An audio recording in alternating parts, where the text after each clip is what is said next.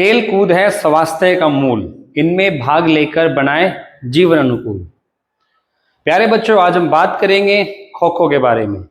खो खो सबसे प्राचीनतम मैदानी खेलों में से एक है जो किसी भी तरह के मैदान पर खेला जा सकता है। यह एक अनूठा स्वदेशी खेल है जो युवाओं में जोश भरता है। खो खो में बहुत कम साधन की आवश्यकता होती है। इस खेल में खिलाड़ी को अत्यधिक तंदुरुस्ती, कौशल, गति और ऊर्जा की आवश्यकता होती है। प्यारे बच्चों, जैसा कि हमारे एमसीडी में खो खो भी एक खेल है, खेला जाता है बच्चों के लिए। तो आज हम उसके बारे में बताएंगे कि हमारा जो ग्राउंड मेजरमेंट क्या होता है, उसके रूल रेगुलेशन, उसको कैसे खेला जाता है, उसमें क्या क्या फाउल्स होते हैं, उसकी क्या टेक्निक्स होती हैं और क्या क्या स्किल्स हम यूज़ करते हैं। तो सबसे पहले हम हमारे ग्राउंड के डायमेंशन की अगर बात करें तो इसकी लंबाई होती है 23 मीटर और चौड़ाई होती है इसकी 14 मीटर। तो अगर हम बात करें इसकी इस पोस्ट लाइन से लेकर उस पोस्ट तक, तो ये होगा हमारा 20 मीटर। एक 1.5 मीटर की लॉबी हमारी इधर होती है और ऐसे ही एक 1.5 मीटर की लॉबी हमारे उस पोस्ट के उस तरफ होती है। तो बीच का जो ये हमारा एरिया है 20 मीटर का, इसके अंदर हमारे 8 बॉक्सेस होते हैं। पहले हमारी पोल टू पोल ये 2 लाइनें आप देख रहे हैं, इसको हम बोलते हैं सेंटर लाइन, और इनको क्रॉस करने वाली जो ये लाइनें हैं ये होती है हमारी कवरिंग लाइन या क्रॉस लाइन। तो जैसे ये हमारी क्रॉस लाइन होती है, ये हमारे इसके बीच में होती है 8। तो हमारे 8 बच्चे बैठते हैं और एक बच्चा हमारा खो देता है। तो टोटल कितने बच्चे हो गए हमारे? 9। और 3 हमारे एक्स्ट्राज होते हैं। अगर किसी बच्चे को कोई इंजरी होती है तो हम उस बच्चे को चेंज कर सकते हैं, रिप्लेस कर सकते हैं।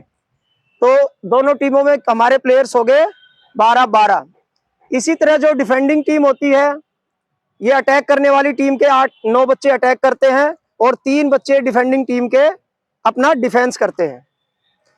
तो ये जो हमारे बॉक्सेस का डिस्टेंस होता है 8 का, ये भी हमारा अलग अलग होता है। ये जो पहले बच्चे का डिस्टेंस होता है वो पोस्ट लाइन से और पहले बच्चे तक वो होता है हमारा 2.15 मीटर।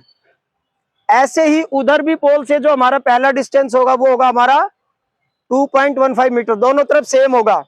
लेकिन उसके बीच में जो हमारे ये डिस्टेंस रह गया 7 प्लेयर्स का, वो होगा हमारा 1.9 मीटर।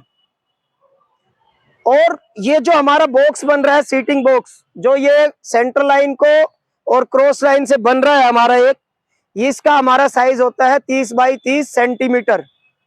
ये हमारा जो मैंने डिस्टेंस अभी बताया उससे अलग होता है। तो अगर इनको हम कैलकुलेट करेंगे तो ये हमारा टोटल आ जाएगा 20 मीटर और 1.5 मीटर की हमारी लॉबी अलग है। तो टोटल हमारा हो गया 23 मीटर। अब हम इसको खेलते कैसे हैं उसके बारे में बात करते हैं। तो अगर हम बच्चों को सिखाएंगे, सबसे पहले हमें ये पता होना चाहिए कि हमारे बैठने की पोजीशन क्या होती है। तो मैंने बताया था ये हमारा सीटिंग बॉक्स है। तो सीटिंग बॉक्स से आप समझ ही गए, सीटिंग का मतलब बैठना, तो हम इस बॉक्स में बैठेंगे। तो हम बॉक्स में जब हम बैठते हैं तो हमें इस बॉक्स के अंदर ही बैठना होता है। अगर इस बॉक्स से हम बाहर बैठते हैं तो वो एक फाउल होता है, ठीक है। तो हमारी जो बैठने की पोजीशन होगी ये वो हमारी ये होगी, दोनों पांव एक साथ, बॉक्स से बाहर नहीं होंगे। जिधर मेरा फेस होगा मैं उस लाइन को कवर कर सकता हूं। उस लाइन से बाहर अगर मैं जाता हूं तो फाउल होता है। ऐसे ही अगर मेरा फेस अब उधर होगा तो मैं उधर वाली लाइन को कवर कर कर बैठूंगा। ये मेरी पोजीशन होगी अगर इधर मेरा फेस है। तो ये मेरे हाथ होंगे, ये मेरी उंगलियों की पोजीशन होगी, और मेरा जो वजन होगा शरीर का वो मेरा इन उंगलियों पे होगा, ठीक है। ये होगी हमारी सीटिंग पोजीशन। इसके बाद बारी आती है कि हमें अपने नेक्स्ट प्लेयर को खो कैसे देनी है। बैठिए सर, आप एक बार। अब मान लीजिए सर इनका फेस उधर है, तो अब मुझे उधर खो देनी है। खो खो में क्या होता है कि एक प्लेयर का फेस राइट है तो दूसरे का लेफ्ट होगा, दूसरी साइड होगा। अब अगर हम ऐसे स्टार्ट कर रहे हैं यहां से, तो मेरे अगले प्लेयर ऐसे चेंज होते जाएंगे, एक का मेरे अपोजिट होगा, एक का मेरे सेम साइड होगा। ये कोच के ऊपर है वो अपनी टीम को कैसे बिठाता है। मैं पहले प्लेयर को इधर से भी स्टार्ट कर सकता हूं फेस करके, और इधर फेस कर भी स्टार्ट कर सकता हूं। अब खो हमें कैसे देनी है, हमें अपने अगले प्लेयर को खो कैसे देनी है। अब ये प्लेयर मेरे किस साइड बैठा हुआ है, राइट साइड में, तो मुझे राइट लेग ही पहले बाहर निकालना है, सीधा पांव, ठीक है, ये पोजीशन, देन ये खो। मैं टच करने के बाद खो बोलूंगा। इसमें बात ध्यान रखने वाली ये है कि मुझे अपने प्लेयर को, बैठिए आप सर, मुझे इनको टच करने से पहले खो नहीं बोलना है। टच के साथ खो बोल सकता हूं या टच के बाद खो, ये भी एक्यूरेट है। बैठिए बैठिए भी।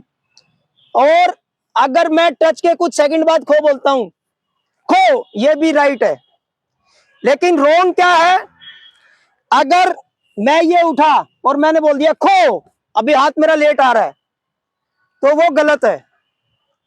टच के साथ खो बोल सकता हूं और टच के बाद, ठीक है। ये हो गई हमारी पोजीशन खो देने की। इसमें एक तो ये हमारा फाउल हो गया, इसको बोलते हैं हम टच एंड खो, कि मैंने पहले टच किया एंड देन खो, तो ये हो गया हमारा टच एंड खो का फाउल। ऐसे ही हमारा इसी बॉक्स से रिलेटेड एक फाउल और होता है। अगर मैं ये खो देते वक्त अपना कॉन्टैक्ट छोड़ देता हूं, मुझे जिस प्लेयर को खो देनी है, मुझे उस प्लेयर के क्रॉस लाइन से कॉन्टैक्ट बना के रखना है। अगर मैं फोर्स में हूं, मान लीजिए मैं यहां से पोल टर्न कर स्पीड में आ रहा हूं और ये खो, लेकिन मैंने कॉन्टैक्ट छूट गया, तो वो फाउल है। और मेरा कॉन्टैक्ट इससे बना हुआ है खो, तो वो कोई फाउल नहीं है, ठीक है। ये हो गए हमारे दो फाउल। एक हो गया हमारा टच एंड खो का और एक हमारा कॉन्टैक्ट का। अब हमारा तीसरा जो फाउल है वो है सेंट्रल लाइन से रिलेटेड। ये सेंट्रल लाइन हम इसे क्यों बोलते हैं, क्योंकि सेंट्रल लाइन हमारे ग्राउंड को एक तरीके से दो हिस्सों में डिवाइड कर रही है।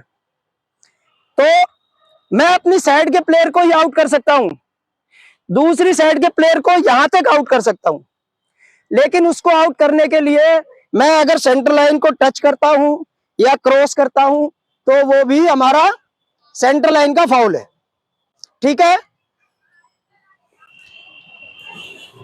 सेंट्रल लाइन से रिलेटेड एक तो हमारा ये फाउल हो गया कि ये सेंट्रल लाइन को टच कर रहे हैं तो आउट है। इसमें अब हमारा जो नया रूल है वो सिर्फ आउट करने की जब कोशिश करेंगे, अगर मैं आउट करने की कोशिश कर रहा हूं, यहां प्लेयर है मेरा, तो ही फाउल है। लेकिन अगर मैं सिंपल खो दे रहा हूं, अब हमारा खो देने से ही रिलेटेड अगला जो फाउल है वो मैंने जैसे बताया कि अगर मैं पहले टच करने से पहले खो बोलता हूं, टच एंड खो है। वैसे ही अगर ये प्लेयर पहले उठ जाता है, लाइक मैं उठा, मैं तो ठीक आ रहा हूं लेकिन ये पहले उठ गया खो, तो इसको बोलते हैं हम हाई टाइमिंग, अर्ली, मतलब जल्दी उठना, अर्ली उठ गया वो प्लेयर, ठीक है। एक हमारा ये फाउल होता है अगर ये प्लेयर जल्दी उठ गया। इसी से रिलेटेड एक ये है, प्लेयर उठा भी नहीं और मैंने खो भी नहीं दी, उसको बोलते हैं मूवमेंट का फाउल।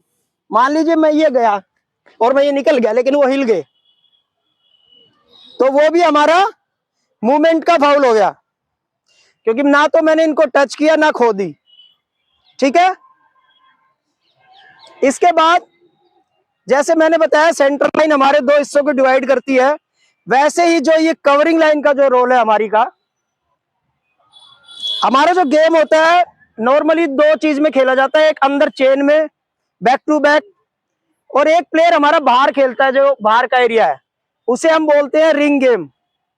रिंग देखते हो ना, प्लेयर घूमता है ऐसे, बार बार घूमता रहता है, तो वो प्लेयर हमारा बाहर खेलता है। तो उसको आउट करने के लिए हमें कवर करना होता है। उठ जाओ सर, सामने आ जाओ। तो अब ये सर मेरे किधर है, इधर है मेरे राइट साइड में। अब अगर मैं ये कवर कर रहा हूं, ठीक है, और मैंने मूवमेंट इधर कर दी, अभी वही रही आप, ये मैंने मूवमेंट कर दी इनको आउट करने के लिए और सर इधर चले गए, तो अब अगर मैं इनको ये आउट करने आ रहा हूं तो ये फाउल है। जैसे मैंने बताया सेंट्रल लाइन हमारे दो हिस्सों में डिवाइड कर रही है, वैसे ही ये हमारी कवरिंग लाइन भी हमारी डायरेक्शन को डिसाइड करेगी। मैं जब तक सीधा चल रहा हूं मेरी दोनों डायरेक्शन है, मैं लेफ्ट भी जा सकता हूं और राइट भी, लेकिन जैसे ही मैंने डायरेक्शन दी तो अब मेरी डायरेक्शन इधर हो गई, मैं इधर ही आउट कर सकता हूं प्लेयर को। अगर प्लेयर मेरे सामने भागेगा, चलो सर आगे, अब सर मेरी सेम साइड है तो मैं आउट कर सकता हूं, ये आउट है, ठीक है। इससे हमारी जो डायरेक्शन है वो हमारे शोल्डर से डिसाइड होगी। इसमें सबसे जो मेन पॉइंट है कि वो हमारी जो डायरेक्शन होगी वो मेरे शोल्डर से डिसाइड होगी। जैसी शोल्डर होगा, मेरी गर्दन से डिसाइड नहीं होगी, ना मेरे पांव से डिसाइड होगी, ठीक है। अब मैं ये पांव ये निकाल कर वापस ला सकता हूं, ये कोई फाउल नहीं है, क्योंकि मेरे शोल्डर अभी कहाँ है, बिल्कुल सीधे हैं, सामने हैं। अभी ना मैंने अपने शोल्डर को ये किया है और ना अभी मैंने ये किया है, ठीक है। अच्छा, अब जो हमारा जो ये फ्री जोन एरिया था 1.5 मीटर का, इस एरिया में हमारा कोई फाउल नहीं होता, इसीलिए इसको हम लॉबी और फ्री जोन एरिया बोलते हैं। इसमें सबसे ध्यान रखने वाली बात है, ये जो दोनों तरफ हमारा 1.5 मीटर का एरिया है, इसमें हमारा कोई भी फाउल नहीं होता, इसीलिए हम इसे क्या बोलते हैं, फ्री जोन, ठीक है। और ऐसे ही हम अगर पोल पे डाइव करते हैं तो पोल डाइव करते हुए भी सेंटर लाइन को टच करना हमारा फाउल है।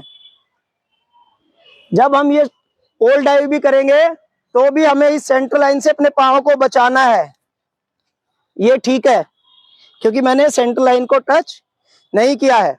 लेकिन यही चीज अगर मैं ये करता हूं लाइन को टच कर कर, तो ये फाउल है। अब हम थोड़ा सा दिखाएंगे कि बच्चे कैसे खेलते हैं, ठीक है। स्टार्ट।